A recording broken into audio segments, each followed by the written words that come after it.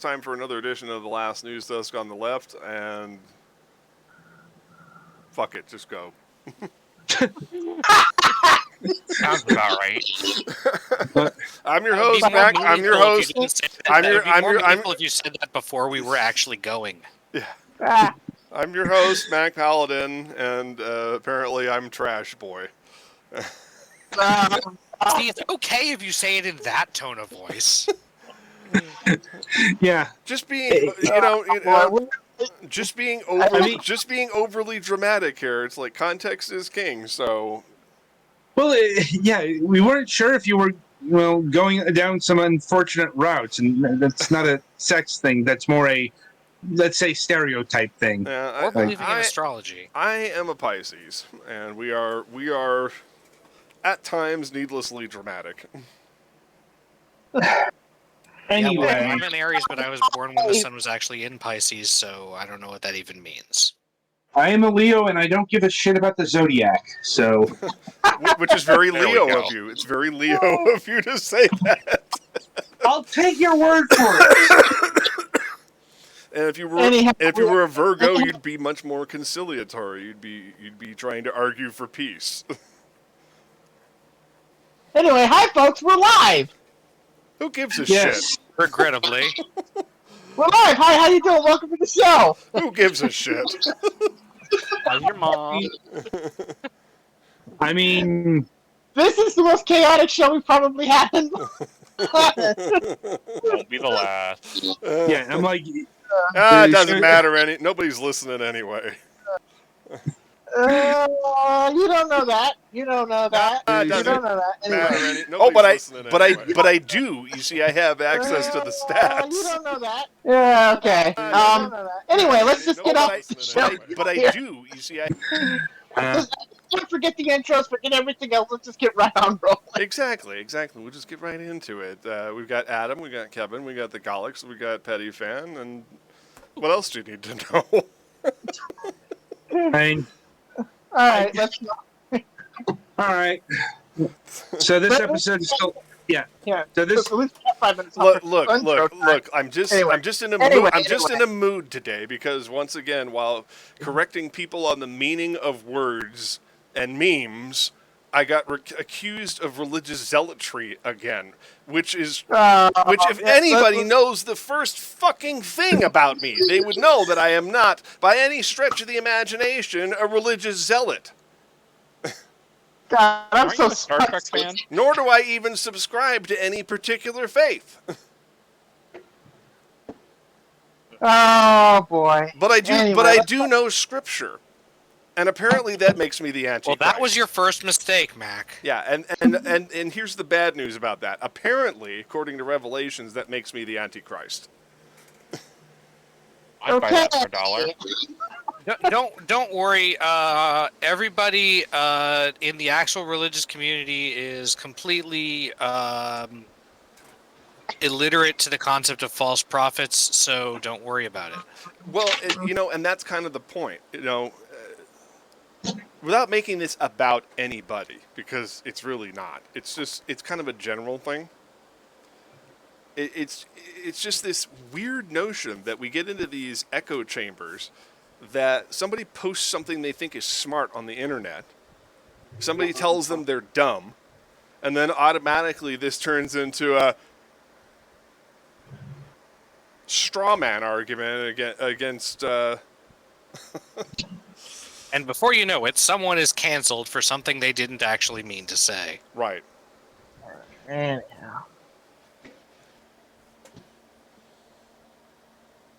So there. That's it. Anyhow, let's talk about the real show. Let's get to the real show. Well, I mean, this is probably going to relate to the Shadow Docket tangentially somehow. So my drama is not without merit. Yeah, well. What is your merit with or without drama? All right. I will find you. Might help.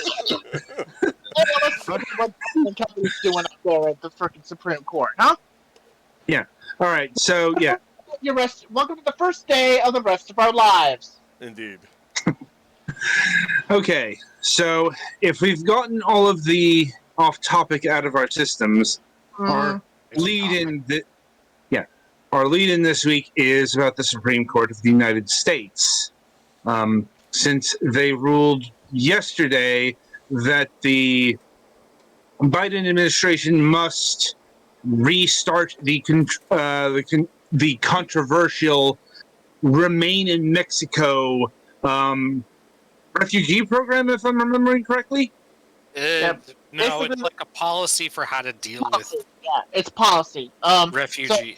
So I'm curious as to how they justified this if the Trump administration had the right to start it, but Biden doesn't have the right to stop it. Well, here's the thing. This is why I put the title of this Shadow Docket. This was done on the actual Shadow Docket of the Supreme Court of the United States. What that's supposed to be for is that's supposed to be for emergencies. Stuff that's really, like you know. basically death penalty, commutation, stuff like that. And that's why this is one of the reasons why this is so concerning, because not only has the Supreme Court done a ruling here, but here's the thing: the lower courts still, the lower courts haven't really worked out the actual legality. That's another reason why this is troubling, because it's the Supreme Court judging a thing on the merits. That being said, this isn't the same as the Supreme Court, ruling on the actual dockets kind of deal. Yeah. So, because, like I said, this was done before the lower courts have even issued a ruling. In fact, I think this isn't even been ruled on. I think it was in relation to an injunction. Yeah, this was basically a stay. Yeah. So, and that's another thing that gets onto the shadow docket: injunctions and stays. So,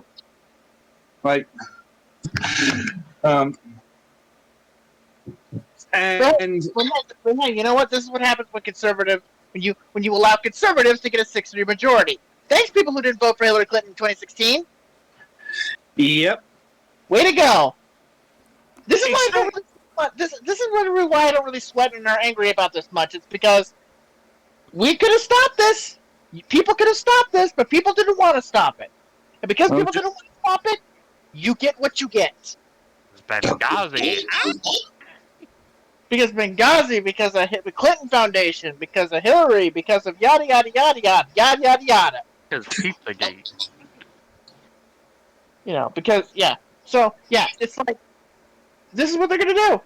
And if you don't like it, well, you should have. Well, if you didn't vote for Hillary Clinton in 2016, you don't get the right to complain. You don't get the right to bitch. You don't get the right to do any of that. You had one job. You failed. Enjoy. Or at the very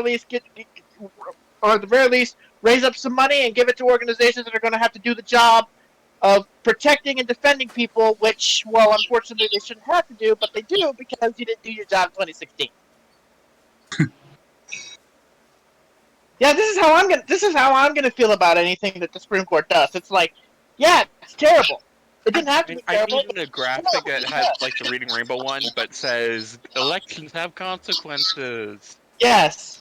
Yes. Yes. Yeah. Exactly. So it's like, oh well. Oh well.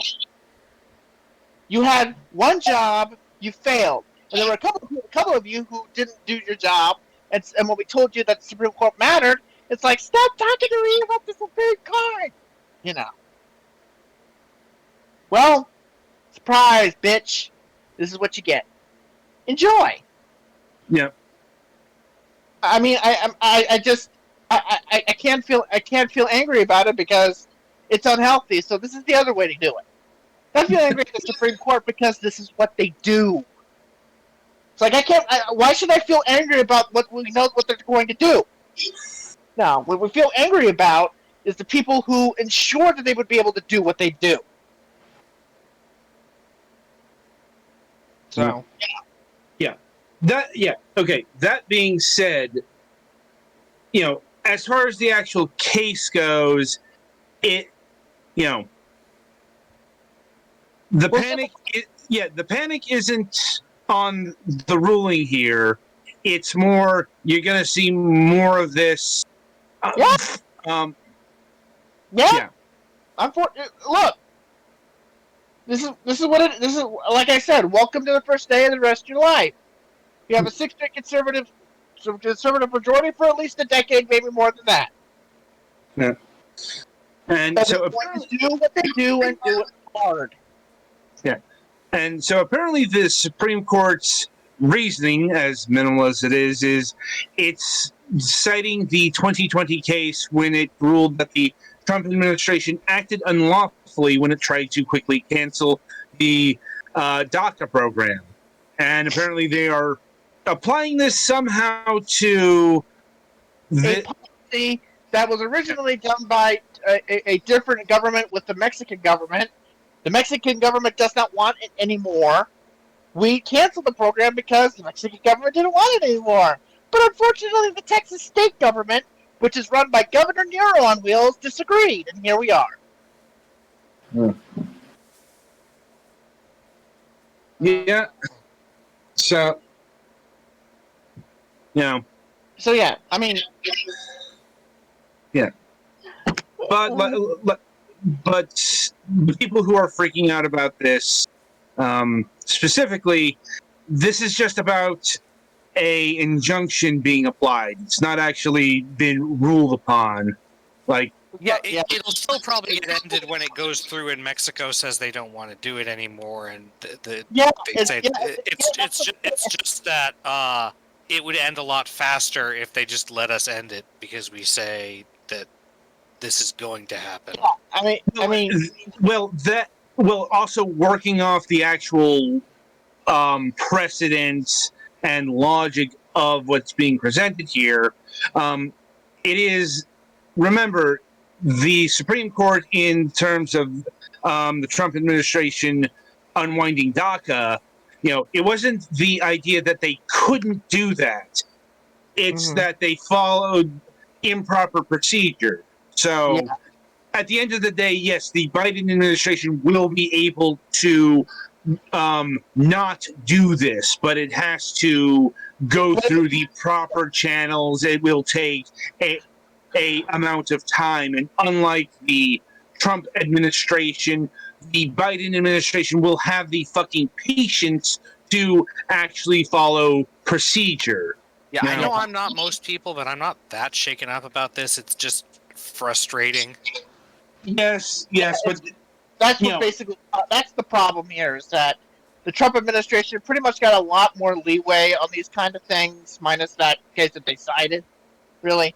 But they got a hell of a lot more leeway than they got here, because so it's just gotten extremely more complicated than it should because of the Supreme Court.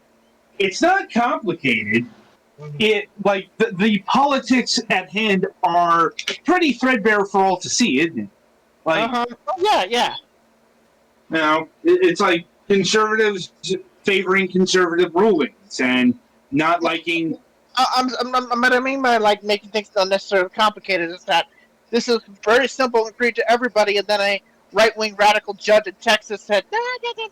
And the Supreme Court said, yeah, he's right, even though he's wrong. So, well, we know what the conservative thing is. Conservatives.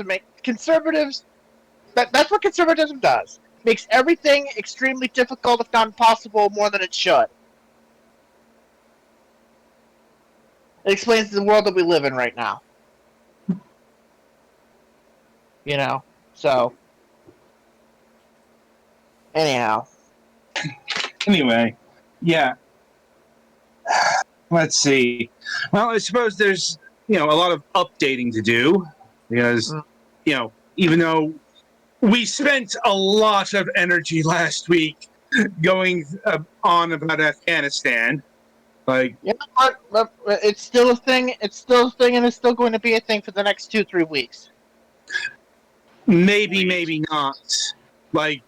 Yeah, so we do have a official timeline in terms of getting people out of Afghanistan, and that's currently running to August 31st, which is what, about 6 days left. I You know. say it's going to be a thing for the next like 2-3 weeks because that thing ends next week, but also like the aftermath of the aftermath. Possibly, but we are talking about the actual official wind down. Yeah. Basically, if something happens in the last 2-3 days of this, then it's going to be a talking point for another couple of weeks. It could be.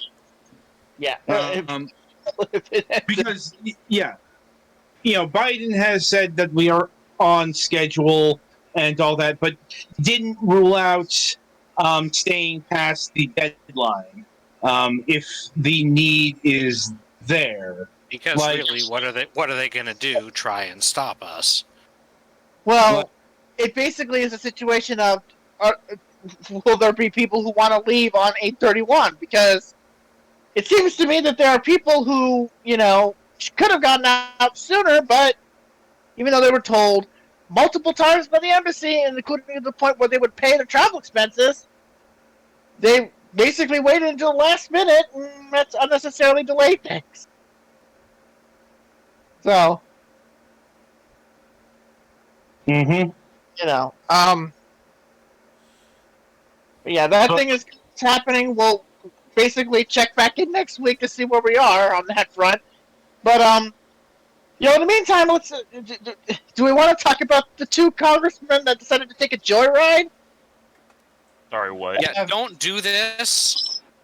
Yeah. So 2 congressmen, Mr. Seth Moulton in Massachusetts, and Mr. Peter Mayer.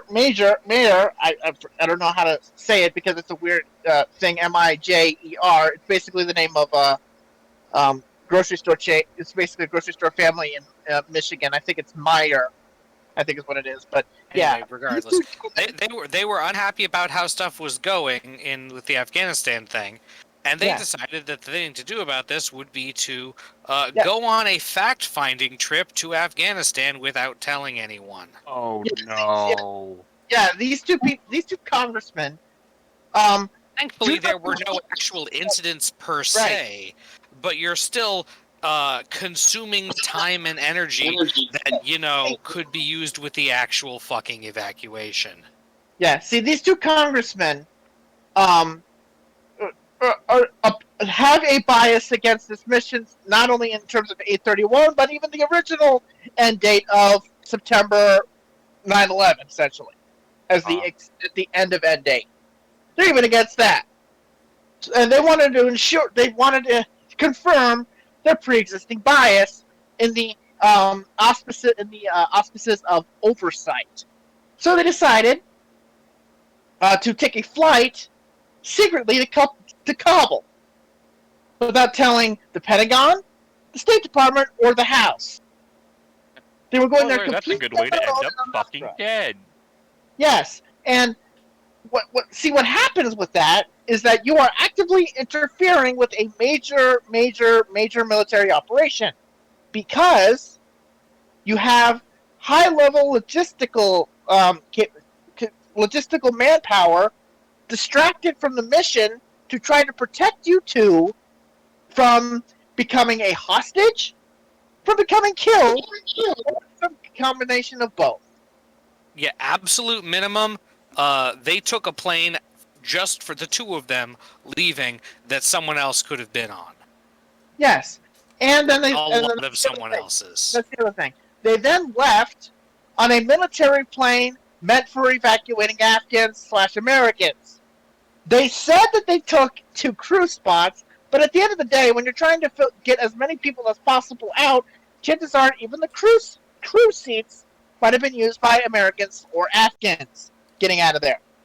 So at the end of the day, you utilized your congressional privilege to take 2 seats away from other people who might have needed it. And then you come home, and then you say, we weren't grandstanding. Just like we already knew it was, just like everyone could fucking tell it is without having to go. Yeah, and we don't think that this thing would be successful, and we should, then, we need to do something else. And what is that something else? That something else is apparently is what Kevin McCarthy came out and said, saying that we should stay there and we shouldn't leave. Period. Not happening. The internal monologue is that was already the previous policy. It wasn't working, and the Afghans. And the reason we are leaving is not because we chose to leave. I mean, that's part of it. It is also partially because the Afghanistan government and people got sick of having us there. Well, actually, the reason why we're leaving is because of a deal that was made by the previous administration that, that Joe Biden is not going to suddenly become an Afghanistan hawk. Mm. Because I have to say it right now, it feels to me like a lot of the people in Afghanistan, a lot of the people in the military, a lot of people probably didn't go as sooner than they should have, because they probably thought that their bosses and the brass and everybody else could somehow magically convince Joe Biden to become an Afghanistan hawk after he has been anything but for the last 10, 15 years. Right? It's like I don't know. I'm not going to leave. Why should I leave? I mean, we're going to still be here. They're going to convince Joe Biden because they convinced Barack Obama to be an Afghan hawk, right? They'll obviously convince Biden to. No.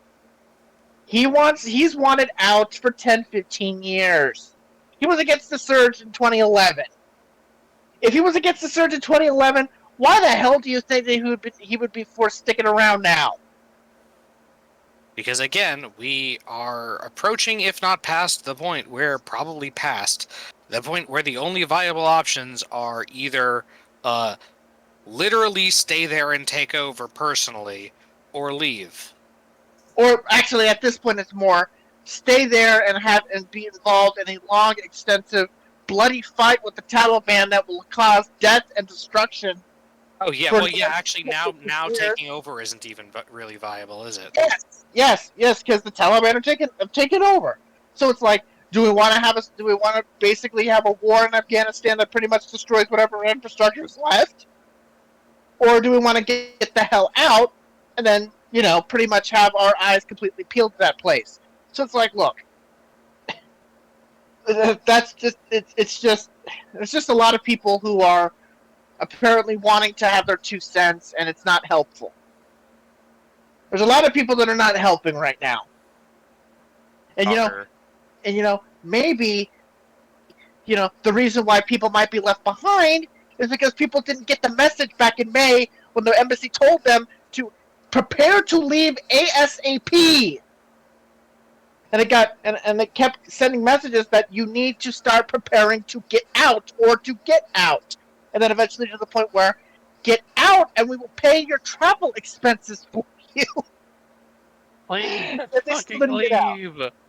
It's like, leave before it gets bad.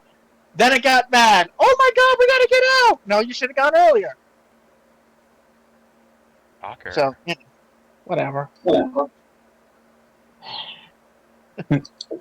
I basically arrived at the not my effing problem mode on a lot of things right now.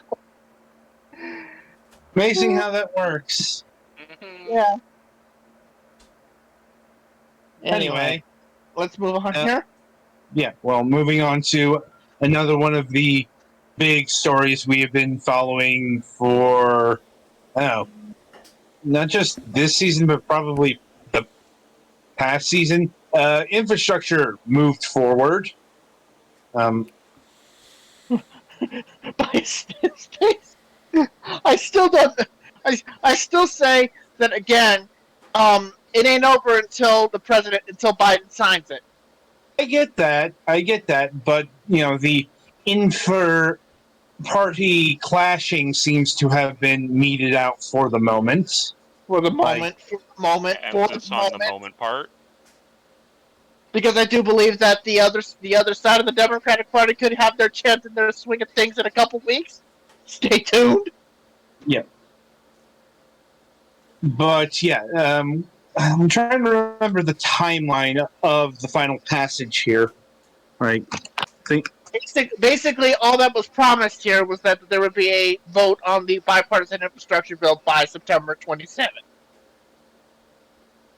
Which is still an advancement. Yes. I guess they were originally supposed to really get this done early October, but they've moved it up now because of the virus. And now the Here we go. And now the question is, do they decide to put the right part? So now eventually it's gonna go. We're gonna be right back where we started because we're gonna have a fight over choreography. Because if the bipartisan bill goes first, without the reconciliation bill behind it or anywhere near it, the progressives are going to shut it down.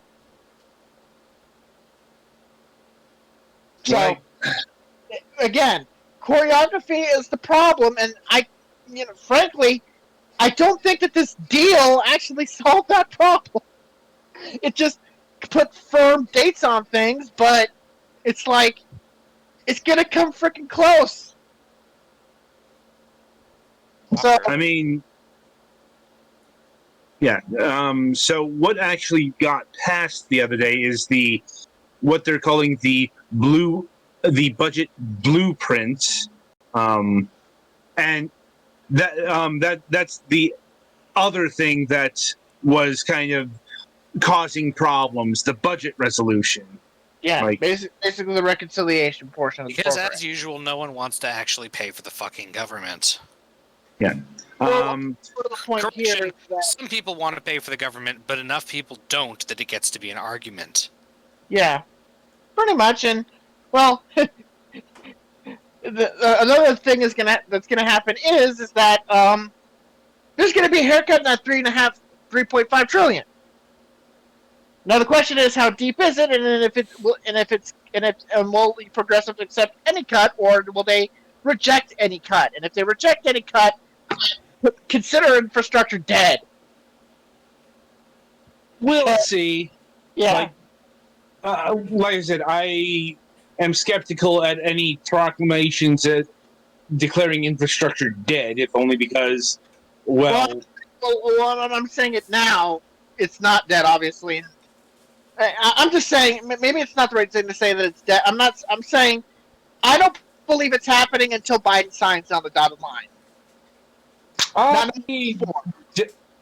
definitely don't agree with that. Like, there's just a lot of hoops that need to be going on right now, and there's not a lot of time left. There's a few periods of time in which they're even going to be in office, so it's like at this point, there's just so much here that it's like, I'm not going to believe that it's done until it's on Biden's desk. Like I said, the process is working itself out so far. Certainly, it's not a done deal. Yeah, and all that stuff.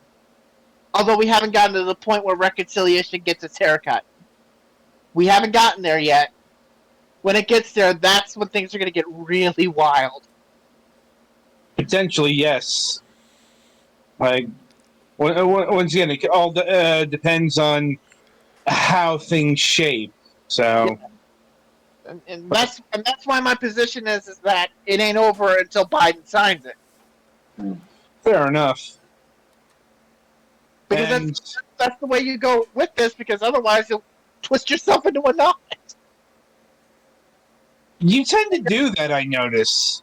Yeah, I tend to do that, but it's like, I try to, but things happen that cause it to keep winding me up regardless. I'm like, I'm not letting something like infrastructure keep me up at night because, it's not keeping me up at night. It's like, it's like, you gotta lay it all out, otherwise, you might miss something. I guess, it seems like the parties involved are actual adults for the most part.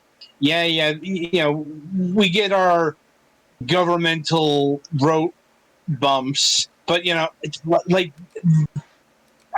I don't see any, real freedom caucusing here. Like, Yeah. I know the progressives have their demands and the centrists have their demands, but I'm not seeing any sort of dead man's curve from like the progressives. Like you have to do M for A, or else we're going to explode this. That's the kind of shit that the Freedom Caucus talks about and threatens. Yeah, well, we'll see. Hopefully they don't do that when it comes time to, talk about taking the haircut to reconciliation and the choreography. Because that's the thing. That's the thing that upsets me here is that it's not really a policy disagreement that we were dealing with here. It's not a policy disagreement. I mean, I get what you're saying, but That bugs me. yeah, it's understandable. But on the other hand, it's also understandable that the fucking politicians are concerned about the optics of the situation, because that's so much. Yeah, they can be worried about that all they want to. I'm a F optics kind of person because it's stupid. Of course, stupid I'm is not what, arguing that it's not. You choose to cover politics. Yeah. I'm not arguing that it's not stupid, but I'm like, it's stupidity that politicians and the media embrace. Yeah, I know. So I was about to say that is that, well, it's stupid, but unfortunately, stupidity is what runs the country, unfortunately, with too many stupid voters, too much stupidity in the media, etc., etc. anyway, yeah. So for a different brand of stupidity, OnlyFans, like. Perhaps we should not do that thing that was stupid. Well, they did come. They did come to their senses, or rather, so here's what the perception has been, and here's what the actual story has been. The perception is, OnlyFans is kicking off all the sex workers because, they're, all of a sudden, they hate sex workers or whatever. No situation that is a big problem right now, and that is, well, yeah, banks are listening to people who are anti-porn, and that anti-porn belief is hurting adult content providers. This has been going on for 18 plus years. Yes, I'm pretty sure we're about to hear from Mac. The changes in the law are now old enough to vote, and it has to do with the protect. It's an acronym. I can't think of it off the top of my head, what it stands for off the top of my head, but it's the protect provisions added to 2257 section 18 of the U.S. Code. And it is all about George W. Bush and his evangelical holy roller buddies getting it into their thick heads that they needed to protect everybody from child pornography. Well, we need to protect the children. We need to protect the children. Yes, protect everybody from child pornography, and maybe the children too, if we're lucky. But the issue here is that banks and merchant processors took this to a completely illogical extreme. They use this as a open season on all sex work and all sexual content being transacted in the United States and on their platforms. And so I was on the Webcomic Beacon back in 2011 talking about this rather extensively. And they've merchant processors like Visa, for example, forbid mythical creatures because they label them as a form of bestiality. And all sorts of fucking left field, bizarro world interpretations of what these provisions, and I think it's like a 2-sentence addition to the law or something like that. It's something very minor because, I figured that George W. Bush would have had a little bit of trouble fitting all of that legal mumbo jumbo in there, what with, how hard he presses with the crayons. But yeah, so So they took this and ran with it into really fucking strange places, and then of course the evangelicals. There's a prevailing theory that banks are run by conservatives, and that may or may not be true, but with wonderful specimens like Jamie Dimon out there running Chase, it's I mean, impossible to say no. It's impossible to say no. they're very least business conservatives, and usually if they're business conservatives, there's got to be some level of conservatism. So here's the technical explanation for what's going on. Hmm. Merchant banks have decided that, in their view, and banks in general have decided that in their view, they do not want to lend money to or otherwise facilitate certain types of pornography, and if they had their druthers, they would ban it all outright. Yeah. Regardless of how much money they make, because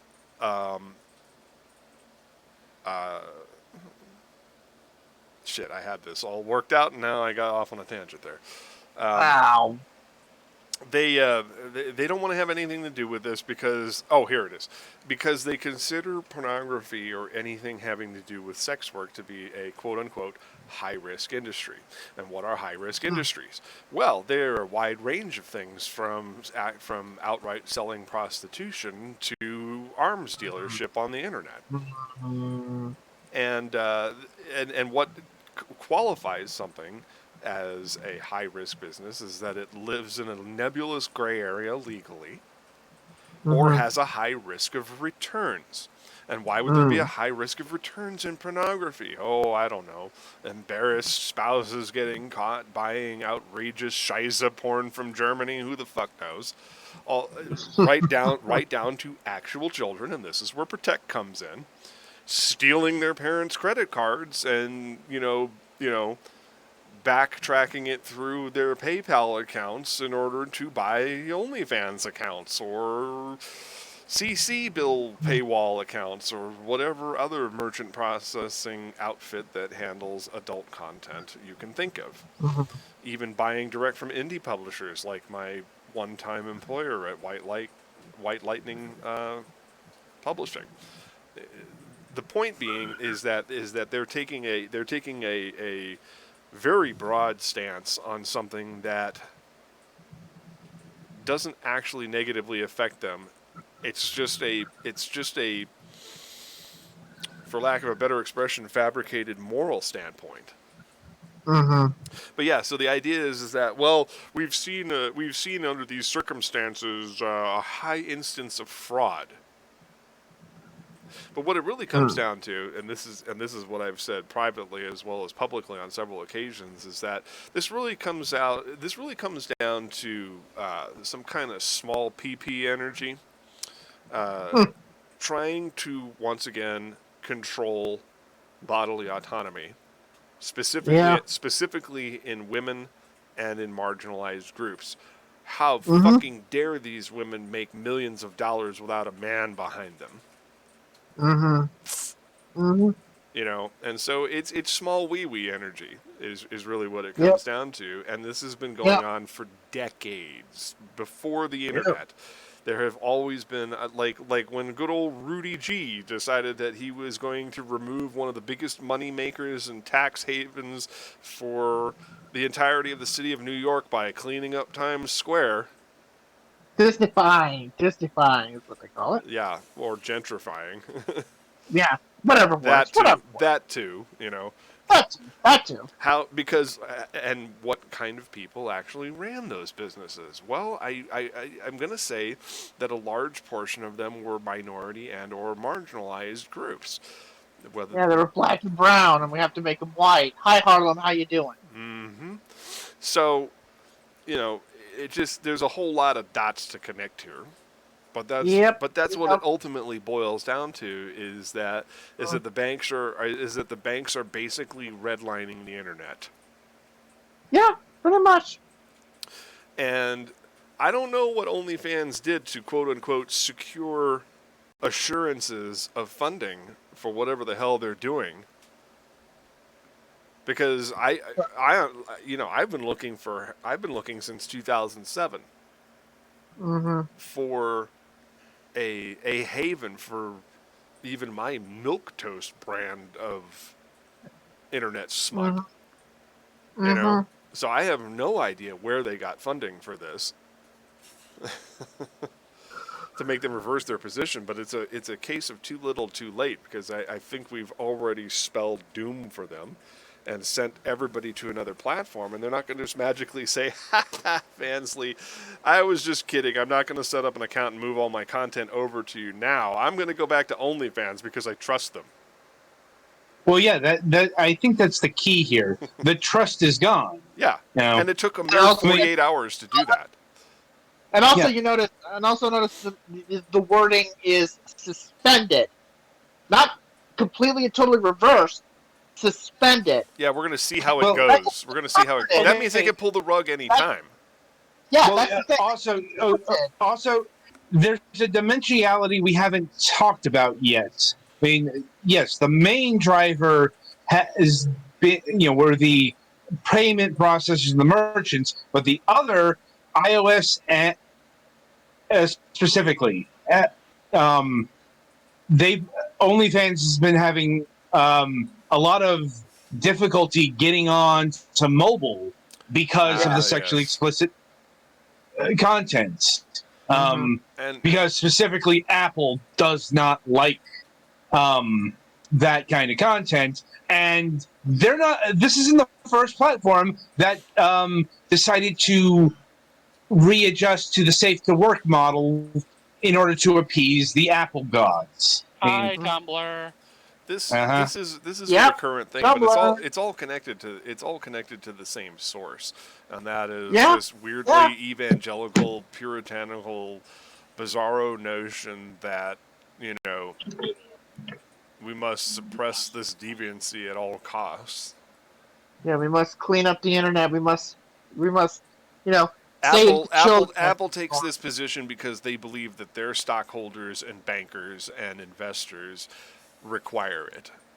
So Yeah. they have taken this Yeah. stance because they are afraid of losing that. What with being the world's only $2.5 trillion company. Mhm. That is not accurate. I was Like- being facetious. No, I know, but I'm like, Google and Microsoft are in that league too. Yeah. I think Microsoft is $1.87 trillion. Point of I'd have order is rich companies that have shareholders that want them to be clean in order to ensure that they keep all that money. Microsoft is currently has a current market value of $2.27 trillion, so it's below 2.5. Mm. Still in the ballpark. Yeah. Oh, Microsoft has actually exceeded Apple. Apple's current Yeah. net worth is only They go $2 back trillion. and forth. Yeah, they go back and forth. Anyway. Yeah.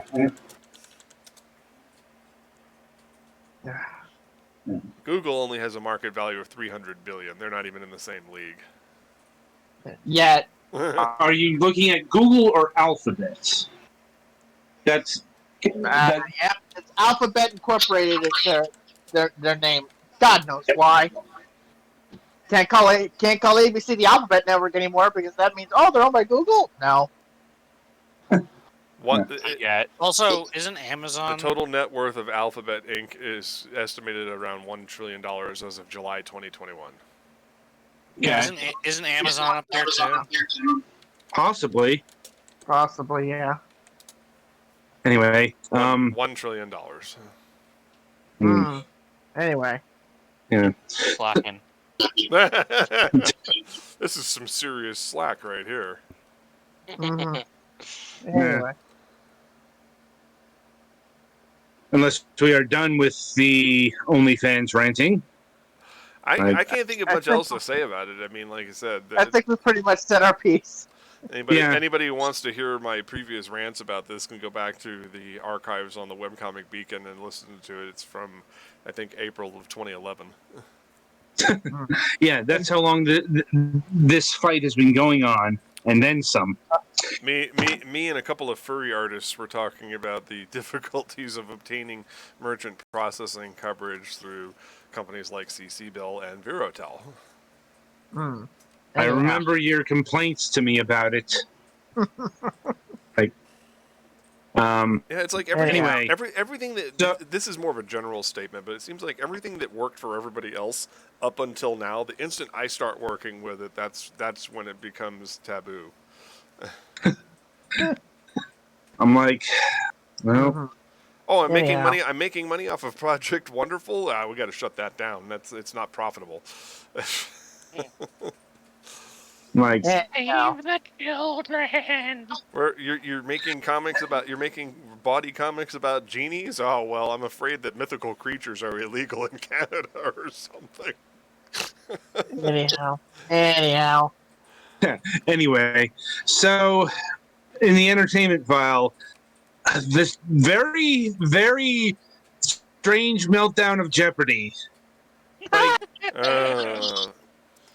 Well, See, you know, They I'm could have just gonna hired LeVar Burton like everybody wanted them to. I'm gonna say apparently they weren't taking- hold on a second. I'm gonna say this right off the bat. First of all, Mike Richards, the guy who was supposed to be tapped as the host, who was the executive producer for the last 2 years. I'm like, what exactly qualified this guy to think that he was a host?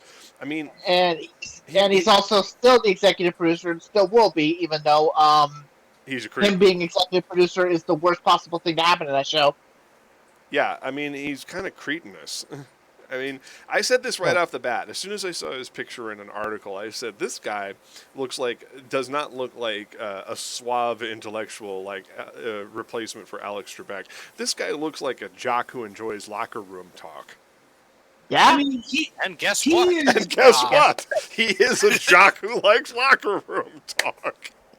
Yeah, let's keep in mind that his first show that he did was a show called Beauty and the Geek. Oh, dear God. You figure that one out. I'm like, Now, this whole thing basically boils down to this point. Sony wanted to use this moment of transition to basically say, all right, we want to make this our show. For the longest time, Jeopardy has pretty much been its own thing, right? Its own Because little it's a fucking American institution. Yes, exactly. And so, Even though it had a unfortunately, Canadian host. right? Yes. Well, although technically he was the second host. He's the second host. The first host was an actual American. But that's beside the Are point. we talking about the 60s or 70s version? Yes, R. Fleming. The version Fleming, that everybody liked had a Canadian host. Yes, but yeah, I mean, Alex Trebek took it to places that R. Fleming couldn't even dream of, and he was pretty sour about it until he died in the mid-90s. But beside that point, the fact of the matter is that Sony came into this wanting to basically, we want this to be our show. We want to make changes to the show. We want this to be a new, wanted to be a different kind of Jeopardy. And here comes this guy who pretty much says the same thing.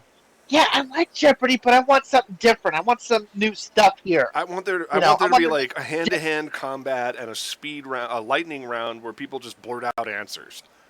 Yeah, or basically I want to make the college tournament specifically be with teams instead of with individual people.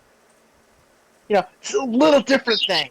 And I want to make these changes without having two supervising producers involved in the process.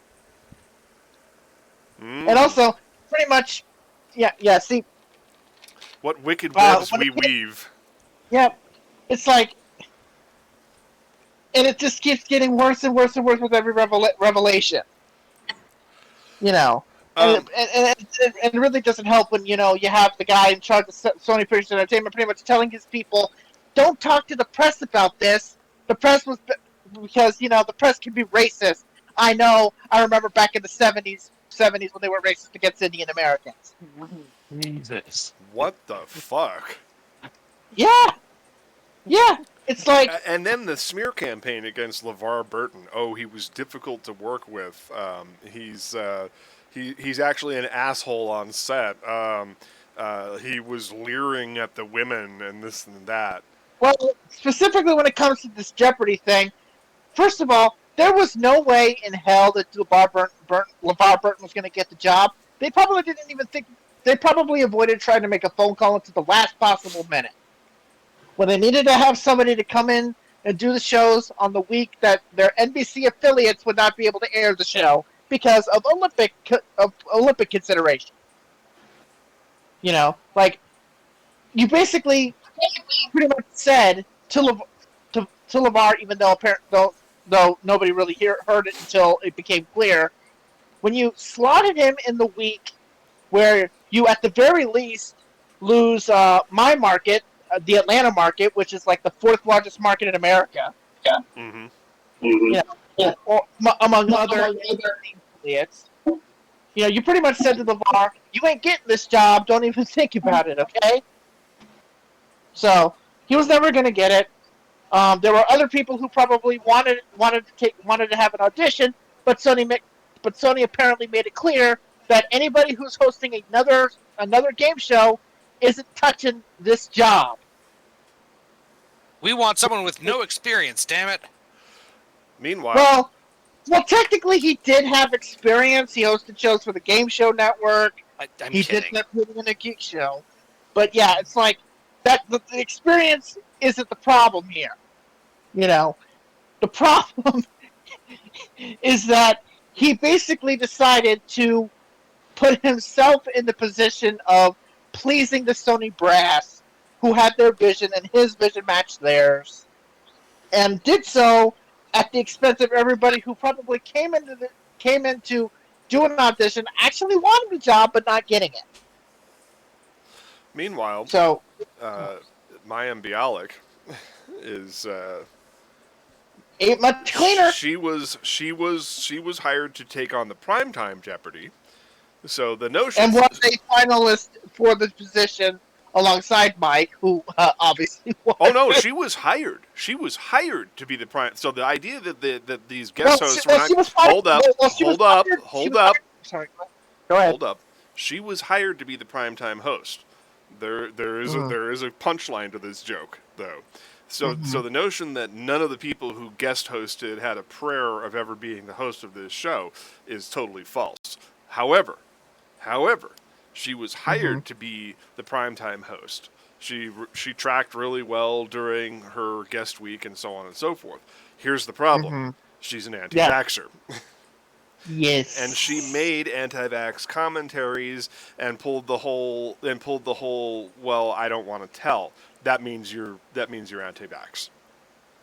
And basically choice talk. Yeah.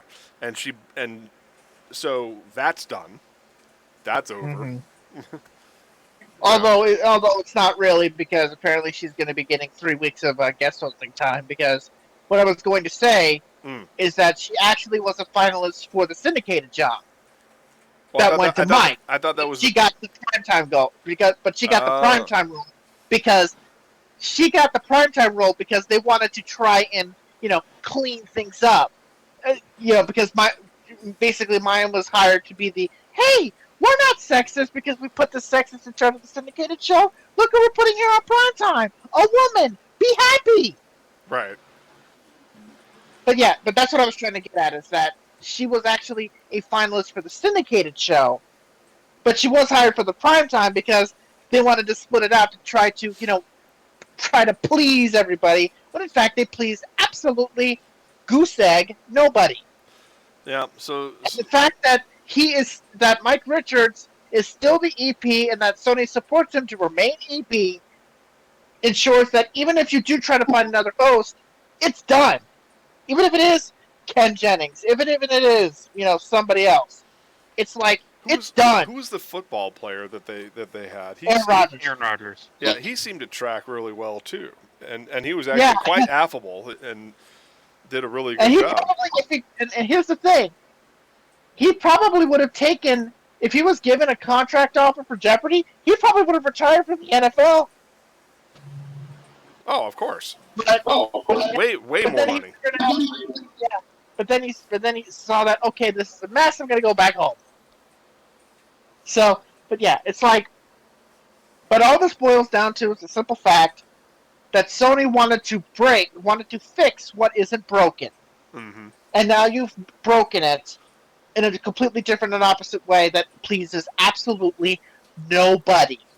It's amazing to me that something similar could have happened with The Price is Right when Bob Barker retired.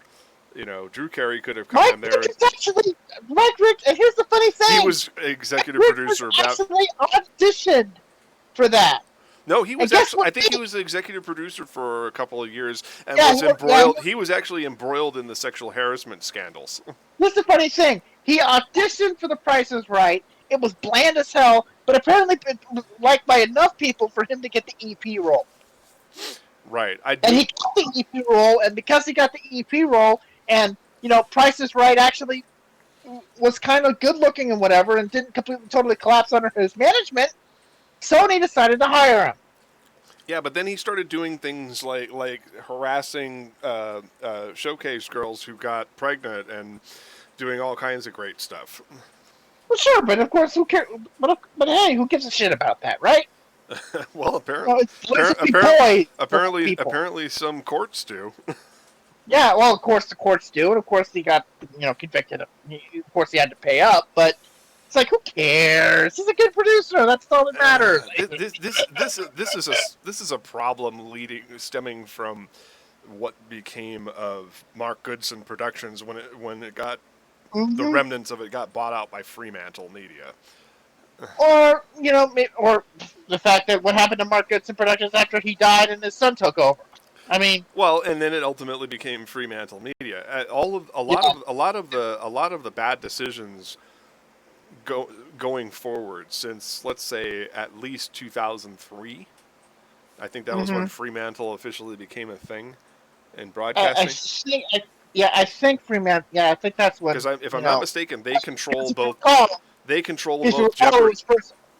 They control both Jeopardy and The Price is Right. No, I don't think Fremantle ever got. No, Fremantle's never been involved with the Merv Griffin stuff.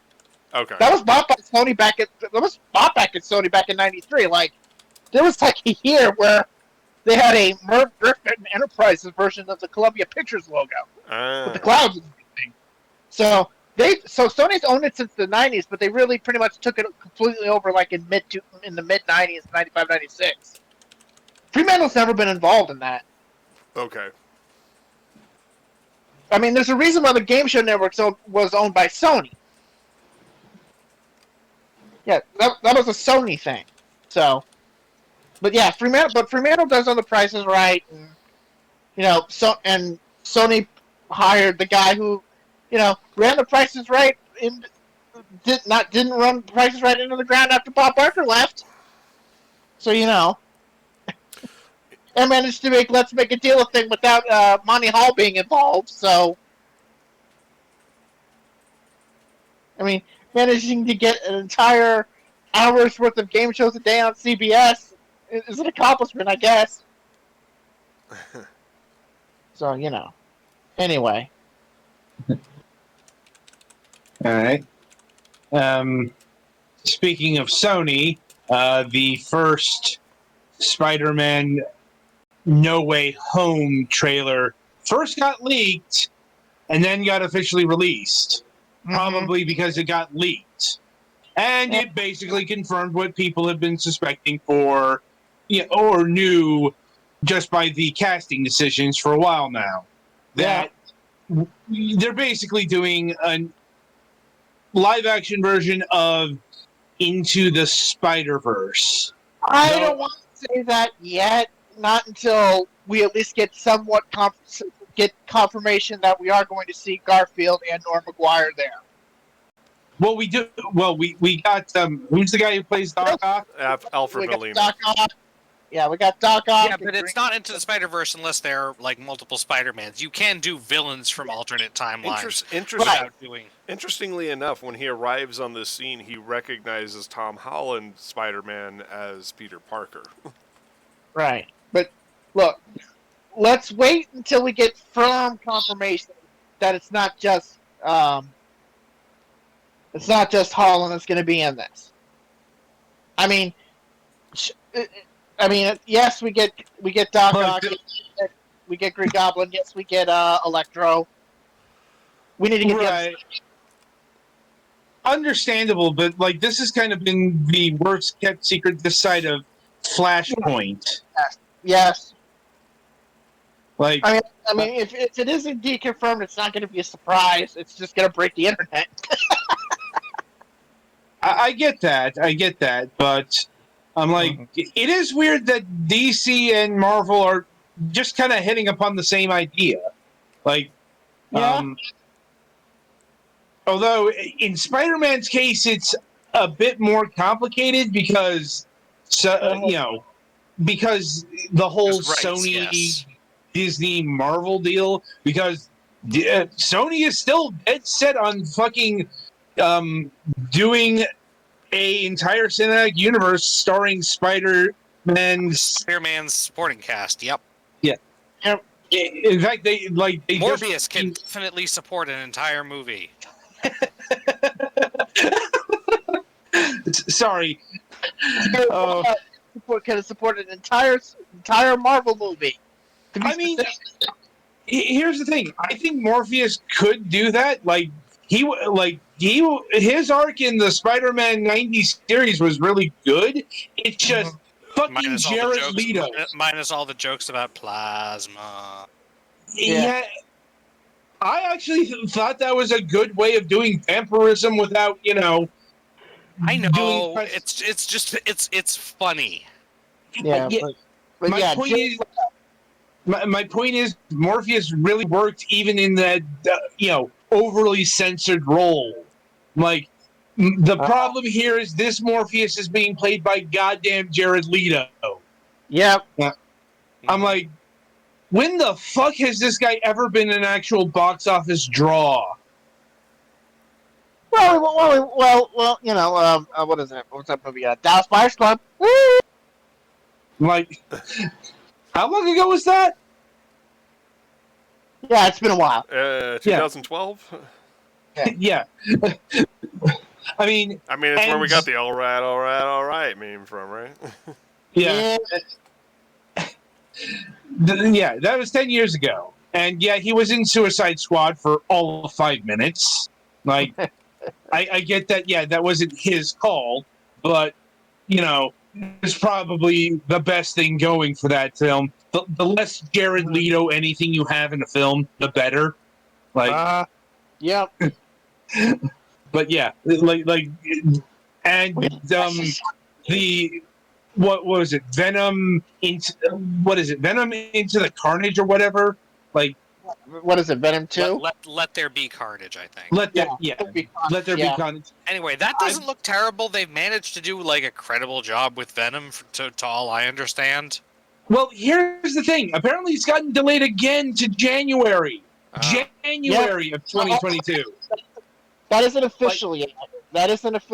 But that's reported. So yeah, that's what's being reported. And let me tell you, that's a bad delay, because if it's being delayed to January, it's in the dead zone.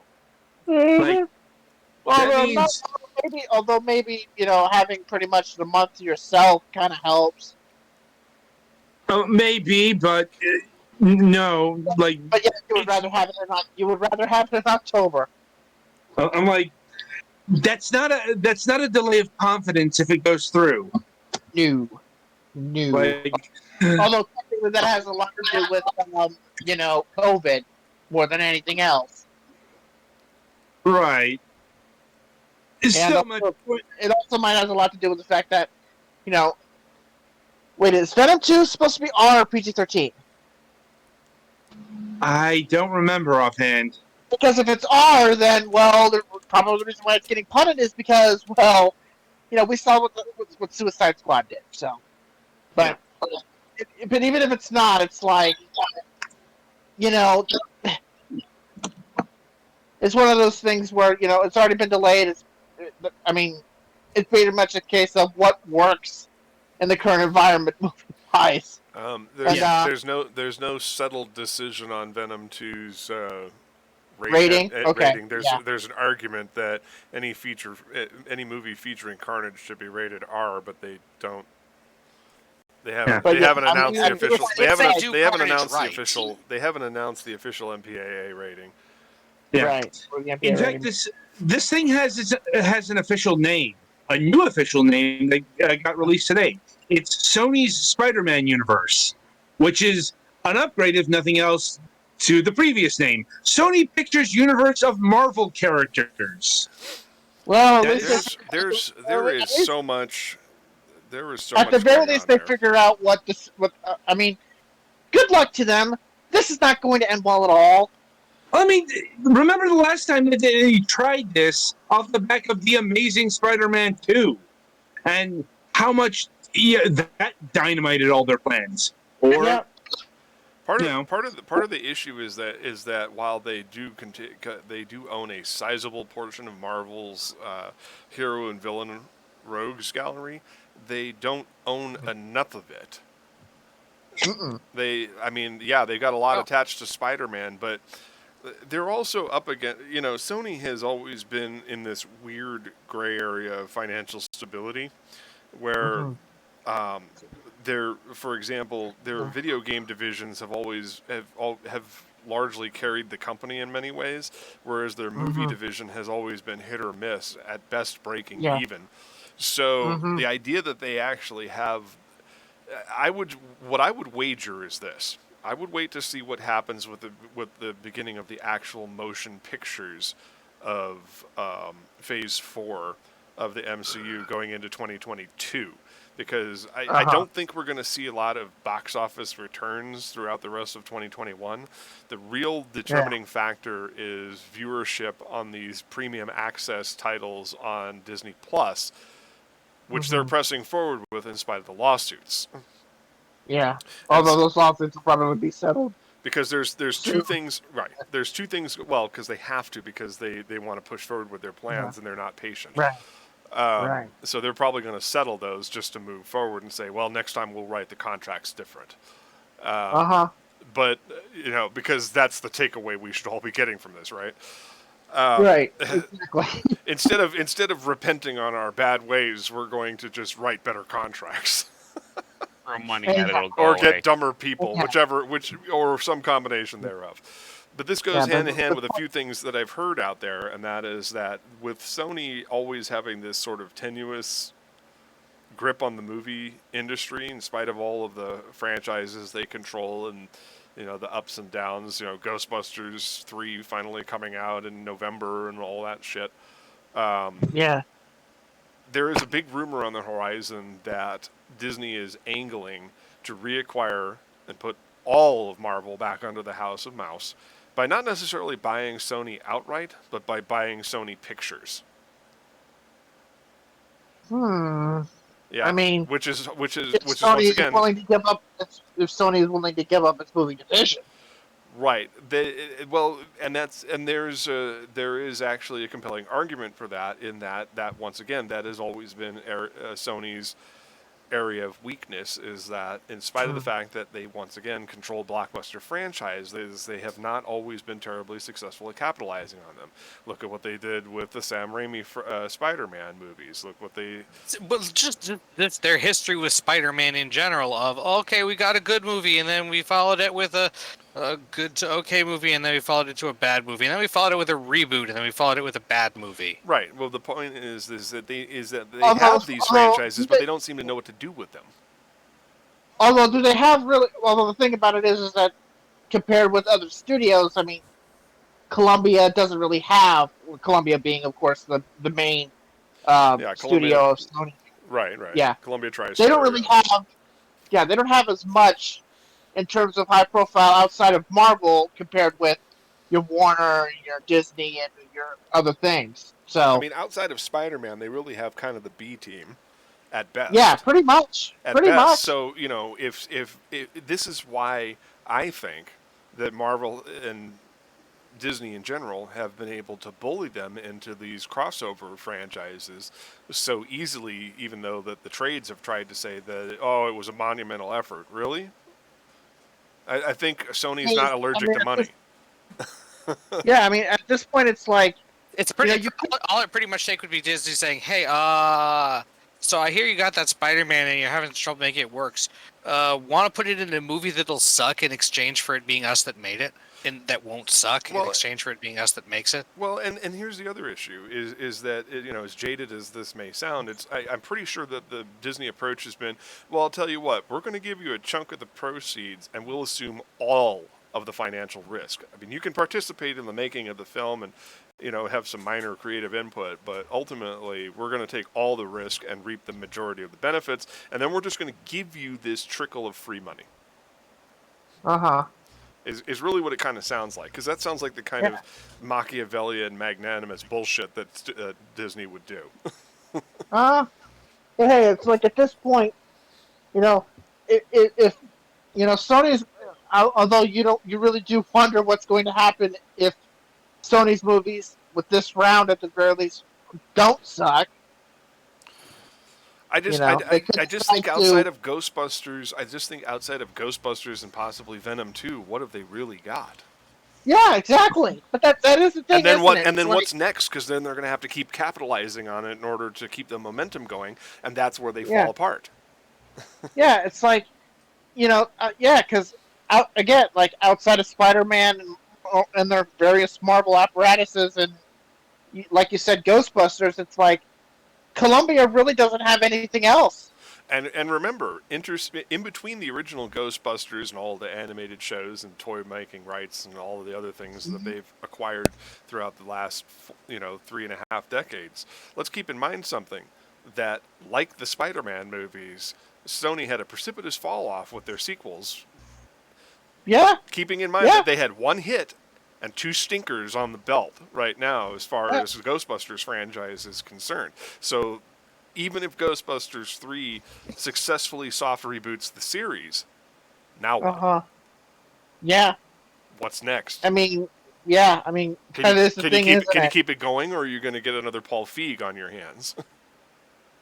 Or basically just try to live off of what you've had and try to see how far you can take it. Milk it to death until you're in danger of losing the trademarks. Exactly. It's like, so there's really a strong, compelling argument for them to just fold up their tent and let Disney have it.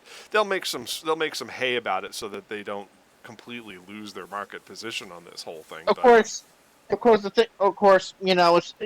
more, when you talk about Sony Pictures, it's more than just the movie studio. It's also the television side and everything else. And which dovetails back into Jeopardy and all that stuff. But they wouldn't necessarily have to sell their television division or anything else in order to give Marvel what they want.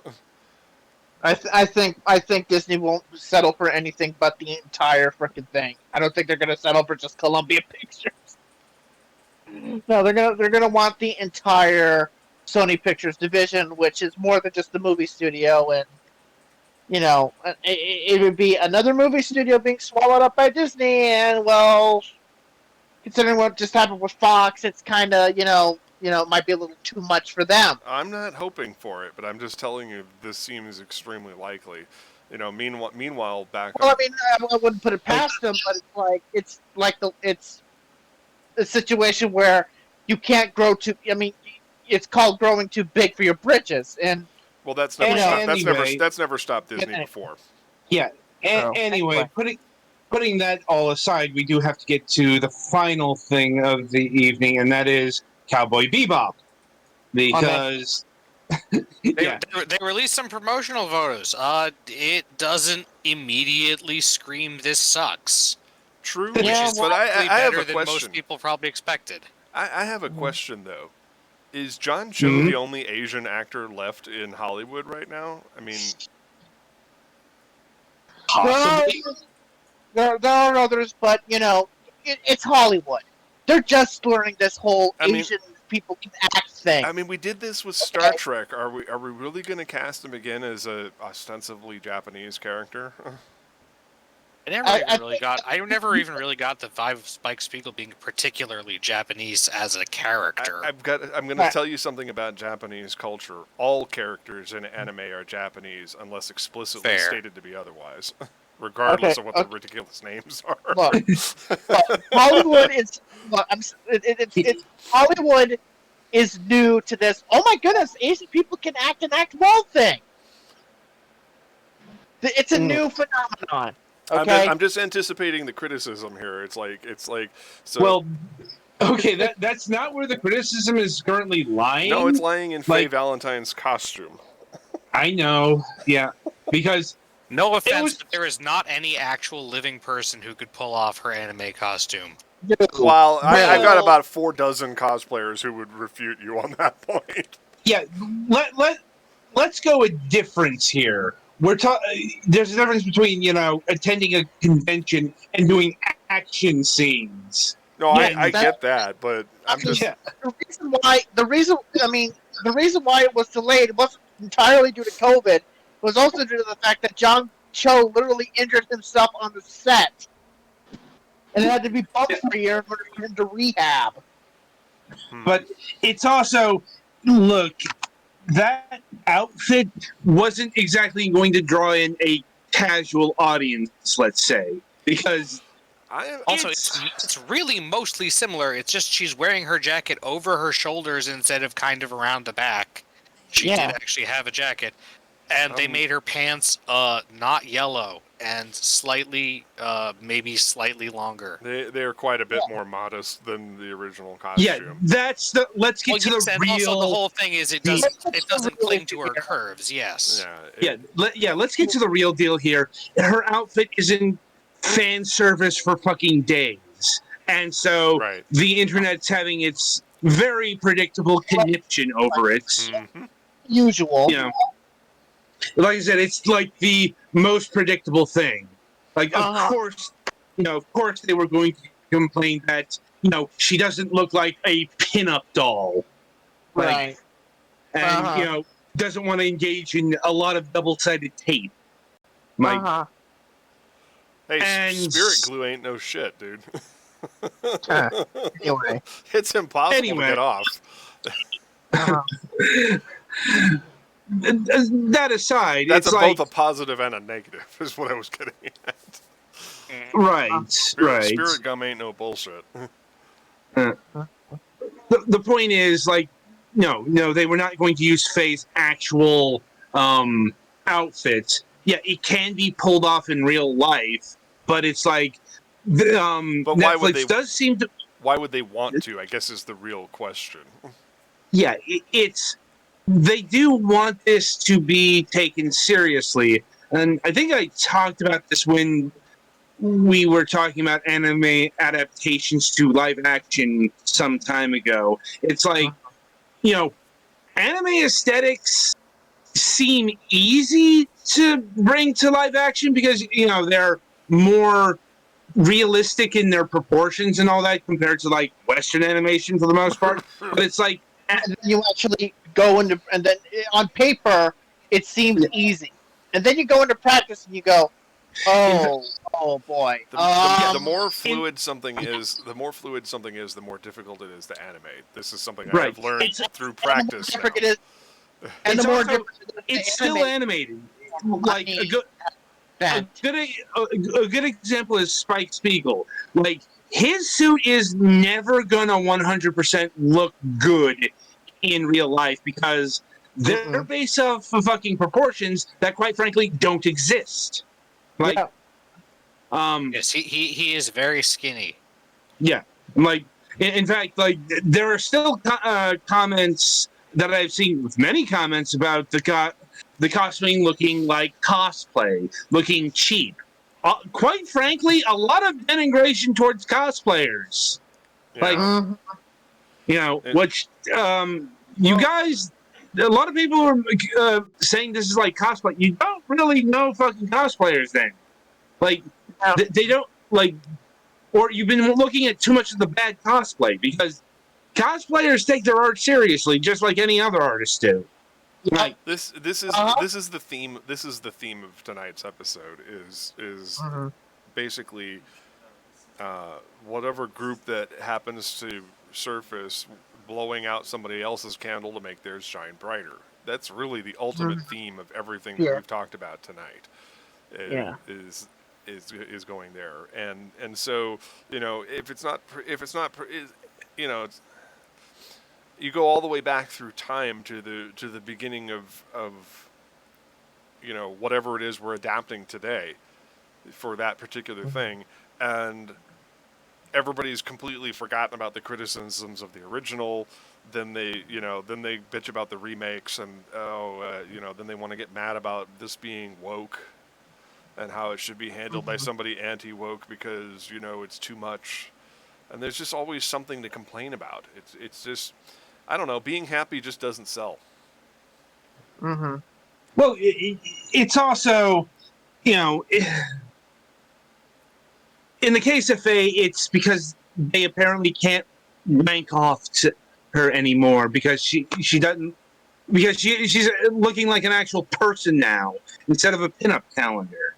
And I say that displays a stunning lack of effort. Considering how form-fitting her new costume is, I find that utterly ridiculous. I mean, that's got to be the silliest thing I've heard.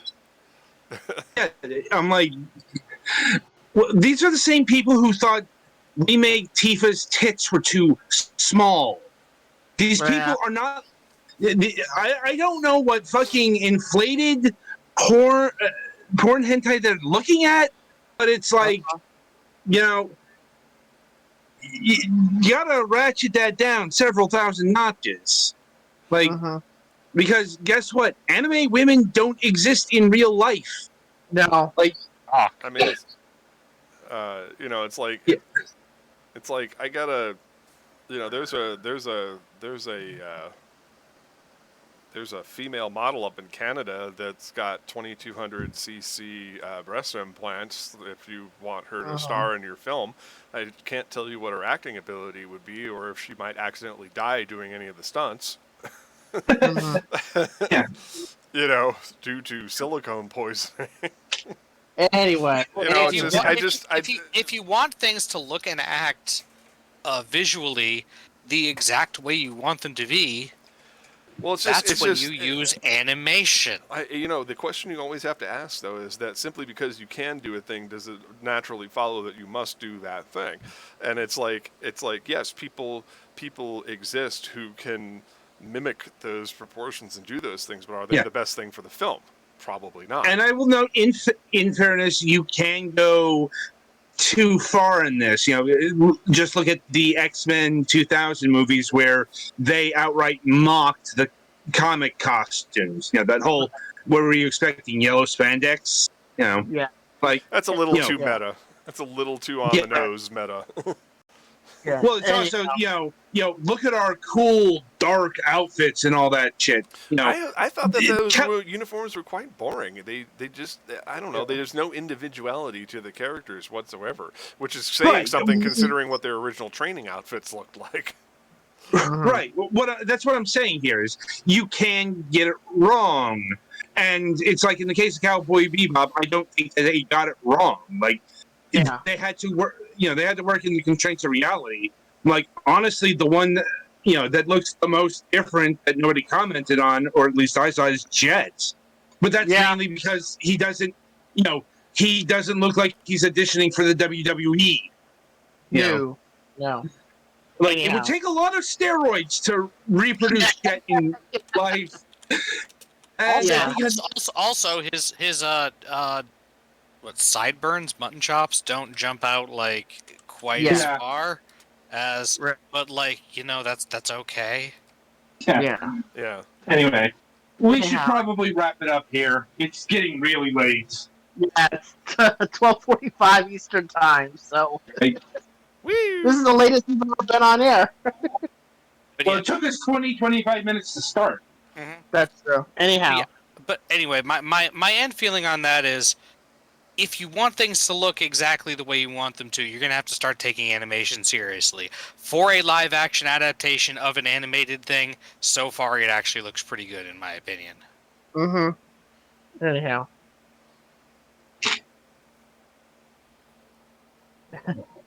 All right. No specific plans for any streams. I did not prepare the Indiegogo, so that's not happening tomorrow. But no plans for any additional streams this week for Thursday and Friday. We do have the usual Saturday FPS shenanigans on this channel at 6 p.m. Pacific time. And then, of course, we'll be continuing with the end of Act 2 of MS Saga New Dawn on Sunday at 3.